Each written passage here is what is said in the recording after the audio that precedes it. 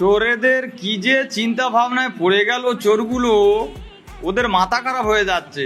এত আটকে, এত ভয় দেখিয়ে, তবুও মালঞ্চই কি করে ভাইজানের মিটিং এ এত লোক গেল মিনাখা বিধানসভা থেকে। সত্যিকারের চোরগুলোর মাথায় আর কাজ করছে না। তো আমি বলছি, সেই চোরগুলোকে বলছি, চোর কত পাহারা দিবি আর কাকে আটকাবি? মানুষ কি আর এখন হেউড়ো আছে? এটা কি আদিম যুগ নাকি? এটা কলি যুগ, 2026। এখন আর চোখ দেখিয়ে ভয় দেখিয়ে কিছু করতে পারবি না। এখন মানুষ স্বাধীনভাবে চলবে, ঠিক আছে? এখন আর ভয় পায় না কেউ কাউকে।